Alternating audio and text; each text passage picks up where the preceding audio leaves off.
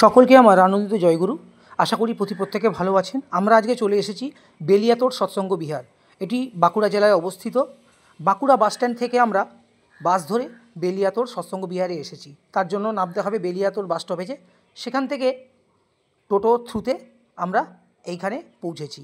আপনারা চাইলে হাঁটতে পারেন, বাট অনেকটাই রাস্তা। আমি বলবো টোটো করে আসাটাই ভালো। বেলিয়াতোড়ের ঠাকুরঘর এটা সৎসঙ্গ বিহারের। খুবই ছোট একটি জায়গার মধ্যে মন্দিরটি তৈরি, দেখতেই পাচ্ছেন। এটি হচ্ছে মন্দিরের গেট, মানে মেন মন্দিরে ঢোকার জায়গা। তো আমরা সবাই মিলে আমরা যে বাঁকুড়া ট্যুরে ছিলাম, পরিক্রমাতে যারা যারা ছিলাম আমরা, আমি, আমার স্ত্রী, তৎসহ স্থানীয় দুজন কাকিমা, তার সঙ্গে একটা দিদি ছিল আর একটা তার বাচ্চা মেয়ে ছিল। তো সবাই মিলে আমরা বেলিয়াতোড়ে এসেছিলাম। তো জায়গাটা আমার খুবই ভালো লেগেছে। মন্দিরটা ছোট হলেও, ছোট জায়গার মধ্যে মন্দিরটি তৈরি হলেও পরিবেশটা খুব ভালো। চারিদিকে সবুজ গাছপালায় ভর্তি। এটি হচ্ছে বেলিয়াতোড় সৎসঙ্গ বিহারের, এটি হচ্ছে অফিস ঘর।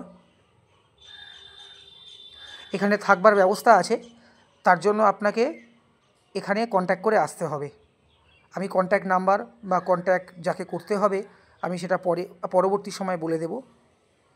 যে সময় আমরা মন্দিরে এসেছিলাম সেই সময় সেরকম কোনো লোক ছিল না। সান্ধ্যকালীন বিনতি প্রার্থনার কিছুক্ষণ আগে, অর্থাৎ 1-1.5 ঘন্টা আগে আমরা এই মন্দিরে এসেছিলাম ভিজিট করবার জন্য। তো সেরকম কোনো লোকজন পাইনি বলে আমরা বেশিক্ষণ স্টে করিনি। জাস্ট একটুখানি পরিদর্শন করে ঠাকুর প্রণাম করে আমি এবং আমার সঙ্গে যারা যারা ছিল দেখতেই পাচ্ছেন সামনে, সবাই আমরা এখান থেকে প্রস্থান করেছিলাম সোনামুখী সৎসঙ্গ বিহারের দিকে। তো আবারও বলে দিই, বেলিয়াতোড় সৎসঙ্গ বিহারে আসতে গেলে বাঁকুড়া স্টপেজ থেকে আপনাকে বাসে উঠতে হবে এবং বেলিয়াতোড় স্টপেজে নামতে হবে। ওখান থেকে টোটো ধরে বলবেন যে বেলিয়াতোড় সৎসঙ্গ বিহার যাব বা সৎসঙ্গ মন্দির যাব, আপনাকে নামিয়ে দেবেন। আচার্যদেব বসার জায়গা দেখুন। আর নিচে সব মন্দিরে সব সাউন্ড বক্স টক্স সব রাখা আছে। এবারে যাচ্ছি যেখানে ঠাকুর ঘর আছে, মেন জায়গা, সেখানেই যাচ্ছি। সেটি দোতলায় আছে।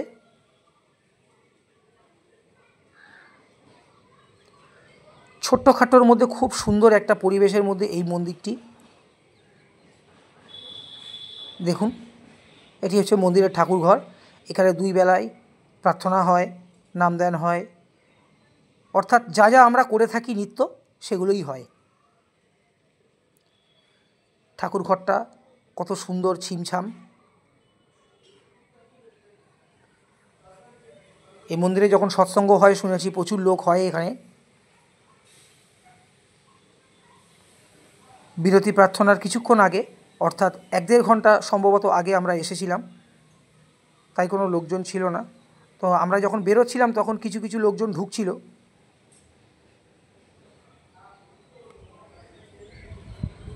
আমরা 4-5 জন এসেছিলাম এখানে। মেনলি আমরা কলকাতা থেকে আমি আর আমার স্ত্রী গিয়েছিলাম দুজনে। এই দেখুন বাইরের আউটসাইডটা মন্দিরের। মেন রোড দেখতে পাচ্ছেন, এটা হচ্ছে দুর্গাপুর রোড। দুর্গাপুরের যাবতীয় বাস সব এখান দিয়েই যায়। দেখুন আউটসাইড ভিউটা দেখুন কত সুন্দর। ঠিক সেই সময় না হালকা হালকা করে সূর্যটা ডুবছিল। আমি সেই ফটোটাও তুলেছি, কিন্তু এখানে দেওয়া হয়নি সেটা। সুতরাং কিভাবে আসতে হবে এখানে সেটা আমি বলেই দিয়েছি। এখানে এসে কন্ট্যাক্ট করবার কোনো দরকার নেই। ডাইরেক্ট এসে আপনি এখানে থাকবার ব্যবস্থাও করতে পারেন। খুব ছোট্ট এলাকার মধ্যে এই মন্দিরটি, আর খুব জনপ্রিয় এখানকার, প্রচুর মানুষ আসে।